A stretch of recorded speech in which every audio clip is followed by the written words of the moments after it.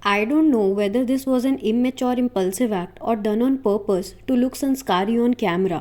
तो welcome guys, आज की वीडियो में हम बात करेंगे फूल की, यानी कि नितांशी गोयल की। और आखिर क्यों एक इनोसेंट सी और स्वीट सी फूल को इतना ज़्यादा हेट लोग क्यों कर रहे हैं अचानक से। अब हाल ही में नितांशी का एक रैंप वॉक बहुत ज़्यादा वायरल हो रहा है। अब इस रैंप वॉक को देखने के बाद ऑडियंस ने भी ये बोलना शुरू कर दिया है कि नितांशी भी आखिरकार बॉलीवुड के फेम वाले सर्कल में फंसती जा रही है, जहाँ पर यंग एक्ट्रेसेस अपने से बड़े सीनियर एक्ट्रेसेस के पैर छूती हुई दिखाई देती हैं, ताकि ऑडियंस के बीच में संस्कारी बने हुए रहने का टैग उन्हें मिला रहे। बट इजंट शी ऑलरेडी संस्कारी? नितांशी के जितने इंटरव्यूज़ पहले भी देखे हैं, शी ऑलवेज स्पीक लाइक कि जो मेरी इनोसेंस है मुझे उसे प्रोटेक्ट करके रखना है, क्योंकि वो बहुत ही ज़्यादा रेयर है।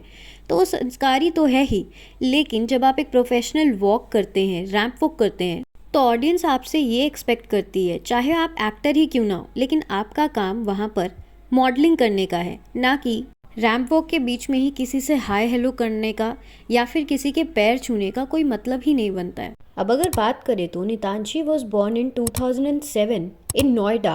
नितांशी ने अपना करियर 9 ईयर्स की एज में स्टार्ट किया था।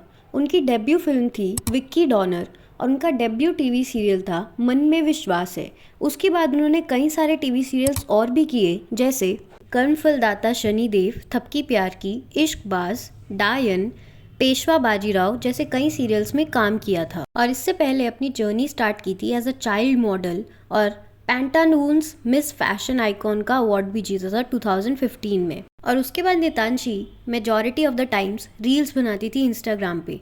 और नितांशी एक यूट्यूबर भी है जिसके यूट्यूब पे 6 लाख सब्सक्राइबर्स हैं। लेकिन अचानक से she appeared in the movie called लापता लेडीज। इस फिल्म को डायरेक्ट आमिर खान की वाइफ किरण राव ने किया था और प्रोड्यूस आमिर खान ने किया था, जिसमें उनका कैरेक्टर का बेशक इतना ज़्यादा रोल नहीं था जितना दूसरी लापता लेडी यानी कि प्रतिभा रंटा का रोल था। अब मूवी की क्या स्टोरी है वो तो ऑडियंस को ऑलरेडी पता ही है, लेकिन ऑडियंस ने प्रतिभा रंटा के कैरेक्टर से ज़्यादा फूल के कैरेक्टर यानी कि नितांशी के कैरेक्टर से ज़्यादा रिलेट किया।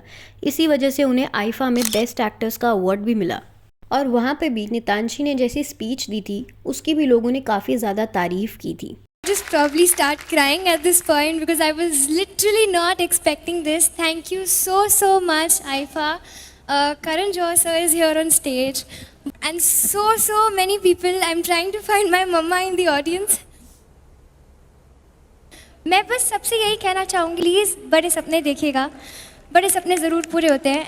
और उसके बाद भी जब नितांशी का लोग ऐसा इंटरव्यू देखते हैं जिसमें वो कुछ ऐसा बोलती है, After that, when I got Fool, I was like, ऐसे कैरेक्टर्स बहुत कम लिखे जाते हैं जिनकी इनोसेंस से हम जैसे लोगों को वैलिडेशन मिल जाए कि हाँ, your innocence is not your flaw but it's your strength.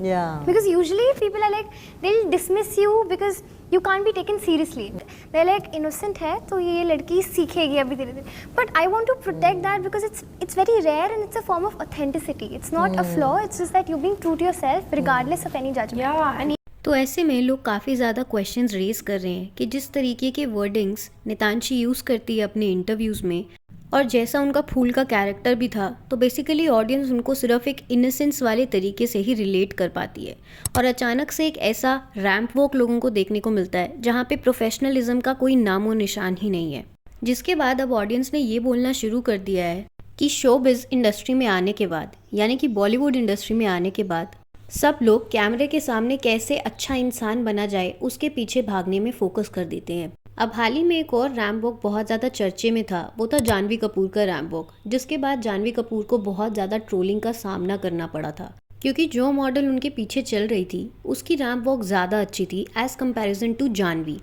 जिसके बाद लोगों ने ये बोलना शुरू कर दिया था कि प्रोफेशनल मॉडल्स के होते हुए एक्टर्स को आखिर मॉडलिंग करने के लिए इस ऑफ़र दिया ही क्यों जाता है, क्योंकि majority of the times models को तो एक्टिंग ऑफर्स नहीं दिए जाते जिस तरीके के ऑफर्स एक्टर्स को दिए जाते हैं मॉडलिंग करने के। अब जैसा हेट उस टाइम पे जानवी को मिल रहा था, वैसा ही हेट कुछ नितांशी को भी मिलना शुरू हो गया है। और वहीं दूसरी तरफ अगर बात करें कपल्स की और पेयरिंग की, तो लापता लेडीज़ में 3 लोग थे, नितांशी, प्रतिभा और स्पर्श श्रीवास्तव। अब मूवी के जब प्रमोट करने के इंटरव्यूज़ भी सामने आ रहे थे तो प्रतिभा और स्पर्श एक दूसरे को इंटरव्यूज़ में टीज करते हुए भी नजर आते थे, जहां पर नितांशी अलग होके बैठी हुई दिखाई देती थी। तो उस टाइम पे लोगों ने स्पर्श और प्रतिभा को एक दूसरे के साथ शिप करना स्टार्ट कर दिया था और ऐसे ऐसे मीम्स बनाने शुरू कर दिए थे कि हमारी फूल बेचारी रियल लाइफ में भी फूल बन के ही रह गई।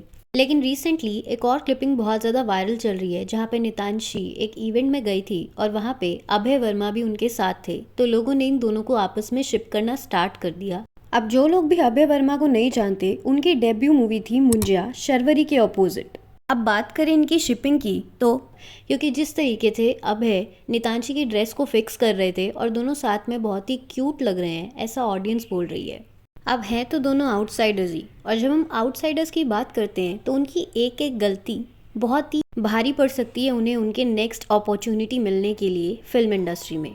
क्योंकि जानवी एक नेपो किड है, उसे तो बाकी की अपॉर्चुनिटीज़ आराम से मिल जाएंगी, लेकिन नितांशी एक आउटसाइडर है और उसी चीज़ की वजह से जानवी तो बाउंस बैक कर लेगी दोबारा, लेकिन नितांशी का बाउंस बैक करना बहुत ही मुश्किल है।